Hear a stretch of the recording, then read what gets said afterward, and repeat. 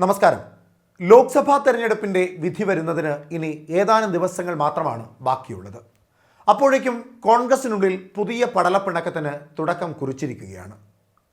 പുതിയ രാഷ്ട്രീയ പിണക്കം കെ സുധാകരനും എം ഹസനും തമ്മിലാണെന്ന് പരോക്ഷമായി വ്യക്തമാകുന്ന സംഭവ വികാസങ്ങളാണ് നിലവിൽ കേരള രാഷ്ട്രീയത്തിലും KPCCയിലും നടന്നുകൊണ്ടിരിക്കുന്നത്. നിലവിലുള്ള ഈ പടലപ്പിണക്കത്തിൻ്റെയും പ്രധാന കാരണം ഗ്രൂപ്പ് തർക്കം തന്നെയാണ്. എം ഹസൻ എ ഗ്രൂപ്പിൻ്റെ ഏറ്റവും മുതിർന്ന കോൺഗ്രസ് നേതാവാണ്. കഴിഞ്ഞകാല രാഷ്ട്രീയ പ്രവർത്തനങ്ങളിൽ കോൺഗ്രസിന് പല സംഭാവനകളും നടത്തിയിട്ടുള്ള രാഷ്ട്രീയ നേതാവ്. യാതൊരു അധികാര സ്ഥാനവും കൂട്ടിവെച്ച് വായിച്ചില്ലെങ്കിലും കോൺഗ്രസിലെ പ്രസക്തനായ നേതാവാണ് അദ്ദേഹം കോൺഗ്രസിൽ നിന്ന് പുറത്താക്കിയ ഒരു നേതാവിനെ തിരിച്ചെടുത്തതോടുകൂടിയാണ് നിലവിലത്തെ പിണക്കത്തിൻ്റെ ചുരുൾ അഴിയുന്നത്. KPCC അധ്യക്ഷൻ കെ സുധാകരനും UDF ചെയർമാൻ എം ഹസനും തമ്മിലുള്ള ഉൾപാർട്ടി പിണക്കത്തിന് 3.5 വർഷത്തിൻ്റെ പഴക്കമുണ്ട്. കോൺഗ്രസിൻ്റെ കരുത്തും കോൺഗ്രസിൻ്റെ ക്ഷീണവും എല്ലാം എല്ലാ കാലത്തും ഗ്രൂപ്പ് തന്നെയായിരുന്നു. ഇപ്പോൾ അതേ ഗ്രൂപ്പ് വഴക്കത്തിൻ്റെ ഭാഗമായി തന്നെയുള്ള പിണക്കമാണ് കോൺഗ്രസിനുള്ളിൽ നടക്കുന്നത്. അത് രഹസ്യമായ ഒരു പരസ്യവുമാണ്. 3.5 വർഷം മുമ്പ് നടന്ന ഒരു വിഷയമാണ് ഇപ്പോൾ പാർട്ടിക്കുള്ളിൽ വീണ്ടും എ ഗ്രൂപ്പ് നേതാവ് എം ഹസനും KPCC അധ്യക്ഷൻ കെ സുധാകരനും തമ്മിലുള്ള പിണക്കത്തിൻ്റെ മൂല കാരണമായി നിൽക്കുന്നത്. 2021 ഡിസംബർ 11 മുൻ DCC പ്രസിഡന്റും എ ഗ്രൂപ്പിൻ്റെ തിരുവനന്തപുരം ജില്ലയിലെ പ്രധാന നേതാവും മുൻ മുഖ്യമന്ത്രി ഉമ്മൻചാണ്ടിയുടെ വിശ്വസ്തനുമായ MA ലത്തീഫിനെതിരെ പാർട്ടിക്കുള്ളിൽ ചില നേതാക്കന്മാരും പ്രവർത്തകരും വിഭാഗീയ പ്രവർത്തനം നടത്തിയെന്ന പേരിൽ പരാതി നൽകുന്നു. MA ലത്തീഫിനെതിരെയുള്ള രൂക്ഷമായ പരാതിക്ക് പരാതിക്കാർ ഉന്നയിച്ച വിഷയം ചിറയൻകീഴ് നിയോജക മണ്ഡലത്തിലെ പാർട്ടി പ്രവർത്തകരിൽ വിഭാഗീയ പ്രവർത്തനത്തിന് നേതൃത്വം കൊടുത്തു എന്നതും പ്രതിപക്ഷ നേതാവ് VD സതീശൻ പെരുമാതുറ മുതലപ്പുഴയിലെ സന്ദർശനത്തിനെത്തിയപ്പോൾ അതിനെതിരെ പ്രവർത്തിച്ചു എന്നതും ഒപ്പം പൊതുവേദിയിൽ തന്നോട് അപമര്യാദയായി പെരുമാറിയെന്ന പേരിൽ VD സതീശൻ നൽകിയ പരാതിയുടെ പുറത്തുമായിരുന്നു നടപടി. KPCC ഭാരവാഹി പട്ടികയ്ക്കെതിരെ KPCCയിലേക്ക് മാർച്ച് നടത്തിയതിൻ്റെ പേരിലും ഒപ്പം കോൺഗ്രസ് യൂണിറ്റ് കമ്മിറ്റി പരാജയപ്പെടുത്താൻ ശ്രമം നടത്തിയെന്ന പേരിലും MA ലത്തീഫ് എന്ന തിരുവനന്തപുരം ജില്ലാ നേതാവിനെതിരെ 6 മാസത്തെ സസ്പെൻഷന് ഉത്തരവിടുകയായിരുന്നു. പരാതിയെ തുടർന്ന് KPCC നേരിട്ട് അന്വേഷണ കമ്മിറ്റിയെ രൂപീകരിച്ച് അവരുടെ റിപ്പോർട്ടിൻ്റെ പുറത്തായിരുന്നു നടപടി സ്വീകരിച്ചത്. നടപടി സ്വീകരിക്കാതെ ഇരിക്കണമെങ്കിൽ കൃത്യമായ വിശദീകരണം KPCCക്ക് നൽകണമെന്നും ആ വിശദീകരണത്തിൽ തൃപ്തരായാൽ മാത്രമേ നടപടി സ്വീകരിക്കാതിരിക്കൂവെന്നും അന്ന് നേതൃത്വം അറിയിച്ചിരുന്നു. എന്നാൽ MA ലത്തീഫ് അന്നു നൽകിയ മറുപടിയിൽ KPCCക്ക് തൃപ്തി വന്നില്ല എന്നു മാത്രമല്ല പാർട്ടിയിൽ നിന്ന് 6 മാസത്തേക്ക് സസ്പെൻഡ് ചെയ്യുകയും ചെയ്തു. അവിടം കൊണ്ട് പാർട്ടിക്കുള്ളിൽ ഈ വിഭാഗീയ പ്രവർത്തനങ്ങളും പ്രശ്നങ്ങളും ഒന്നും നിന്നില്ല. തുടർന്ന് 2022 നവംബർ 19 എ ഗ്രൂപ്പിൻ്റെ അധികായനായ നേതാവ് ഉമ്മൻചാണ്ടിയുടെ വിശ്വസ്തനായ MA ലത്തീഫിനെതിരെ KPCC ഒരു കടുത്ത നടപടി സ്വീകരിക്കുന്നു.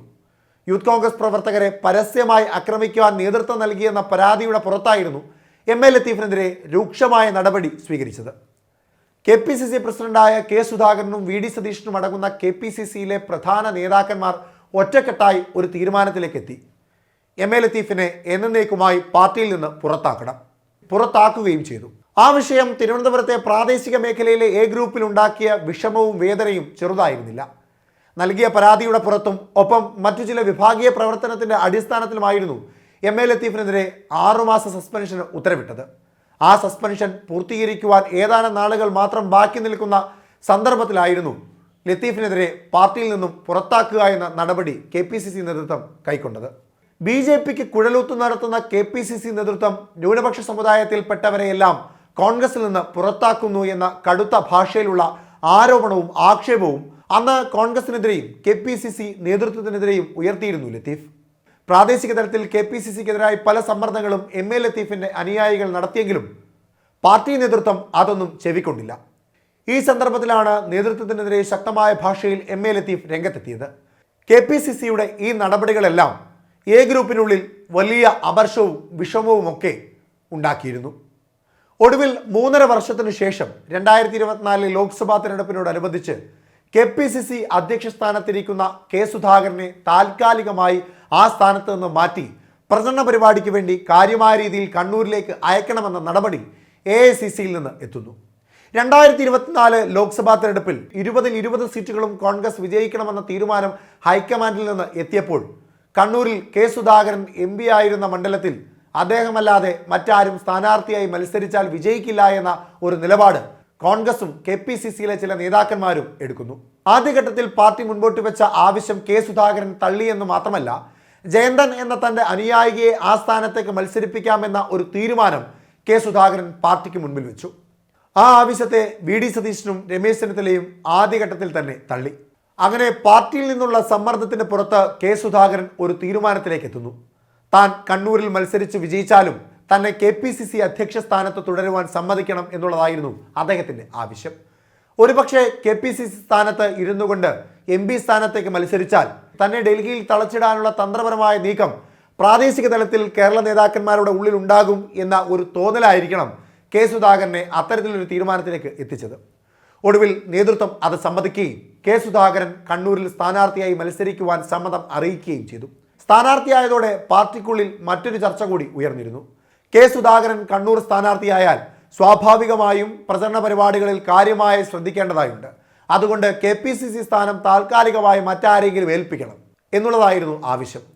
മനസ്സില്ലാ മനസ്സോടെയെങ്കിലും ഹൈക്കമാൻഡിൽ നിന്ന് സമ്മർദ്ദം ചെലുത്തി കോൺഗ്രസ് നേതാക്കൾ കേരളത്തിലെത്തിച്ച ആവശ്യത്തെ കെ സുധാകരൻ സ്വീകരിച്ചു.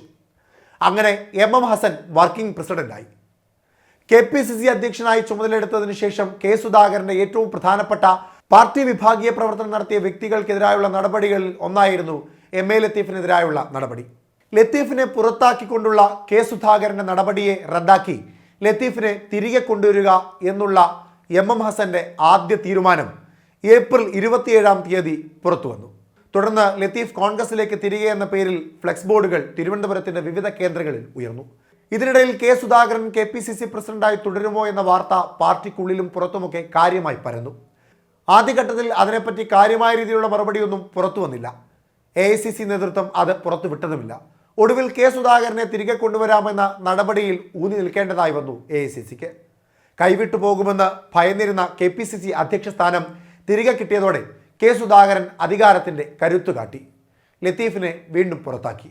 എന്നാൽ അധികാരം തിരിച്ചെടുക്കാൻ കെ സുധാകരൻ തിരിച്ചെത്തിയ വേദിയിൽ MM ഹസനെ കാണാതെ പോയത് നേതാക്കൾ തമ്മിലുള്ള പിണക്കത്തിന്റെ വ്യാപ്തി വ്യക്തമാക്കുകയായിരുന്നു. എന്നാൽ ഇപ്പോൾ ലത്തീഫിനെ പുറത്താക്കിയിരിക്കുന്നത് ലോക്സഭാ തെരഞ്ഞെടുപ്പുമായി ബന്ധപ്പെട്ടുള്ള വിഭാഗീയ പ്രവർത്തനത്തിന്റെ പുറത്താണ് എന്നാണ് കോൺഗ്രസ് അറിയിക്കുന്നത്. ആറ്റിങ്ങൽ ലോക്സഭാ മണ്ഡലത്തിന്റെ പരിധിയിൽ വരുന്ന ലത്തീഫിന്റെ പ്രവർത്തന മേഖലയിൽ അടൂർ പ്രകാശിനെയും കോൺഗ്രസിനെയും പരാജയപ്പെടുത്തുവാൻ വേണ്ടിയുള്ള വിഭാഗീയ പ്രവർത്തനങ്ങൾ അദ്ദേഹം നടത്തിയെന്ന പേരിലാണ് നിലവിൽ ലത്തീഫിനെ പുറത്താക്കിയിരിക്കുന്നത്. KPCCയിൽ അടൂർ പ്രകാശ് ഈ വിഷയം ഉന്നയിച്ചതോടുകൂടിയാണ് നേതൃത്വം കടുത്ത തീരുമാനത്തിലേക്ക് എത്തിയത്. എന്നാൽ ഈ വിഷയത്തിൽ മുരളീധരനും ശക്തമായ രീതിയിൽ പ്രതികരിച്ചതോടെയാണ് പാർട്ടിക്കുള്ളിൽ MM ഹസനും സുധാകരനും തമ്മിലുള്ള പടലപ്പിണക്കത്തിന് അല്ലെങ്കിൽ ഗ്രൂപ്പ് തർക്കത്തിന് വീണ്ടും ശ്രദ്ധ കിട്ടിയത്. ജീവൻ മരണ പോരാട്ടം നടത്തുമ്പോൾ പാർട്ടിക്കെതിരെ പ്രവർത്തിക്കുന്നത് ശരിയല്ല എന്നാണ് മുരളീധരന്റെ വാദം. KPCC അധ്യക്ഷ സ്ഥാനത്ത് കെ സുധാകരൻ തുടരുന്നതിൽ പാർട്ടിക്കുള്ളിൽ ഭിന്നാഭിപ്രായം അലയടിക്കുന്നുണ്ട് എന്ന ചോദ്യത്തിന് ഒരു സ്വകാര്യ ചാനലിൽ അദ്ദേഹം നൽകിയ ഇന്റർവ്യൂവിലാണ് ഈ കാര്യങ്ങൾ വ്യക്തമായി പറയുന്നത്. പാർട്ടി ചിലരെ ഒരു സ്ഥാനത്തേക്ക് വെക്കുന്നതും മാറ്റുന്നതും എല്ലാം ആരുടെയും ഇഷ്ടത്തിനും അനിഷ്ടത്തിനും അടിസ്ഥാനത്തിലല്ല എന്നതാണ് അദ്ദേഹം പറയുന്നത്.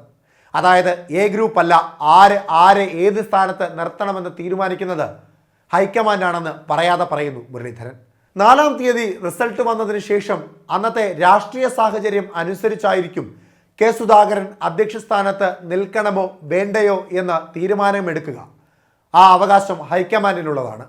പാർട്ടിക്കുള്ളിൽ തീരുമാനമൊന്നും കെ സുധാകരൻ ഒറ്റയ്ക്കെടുക്കുന്നതല്ല എന്നും കെ മുരളീധരൻ വ്യക്തമാക്കിയതോടെ KPCC പ്രസിഡന്റും KPCCയുടെ വർക്കിംഗ് പ്രസിഡന്റും തമ്മിലുള്ള പിണക്കവും ഉടലെടുക്കുന്നുണ്ട് എന്ന് വ്യക്തമാക്കുകയാണ്. ഒപ്പം പാർട്ടിക്കുള്ളിലെ ഗ്രൂപ്പ് തർക്കവും.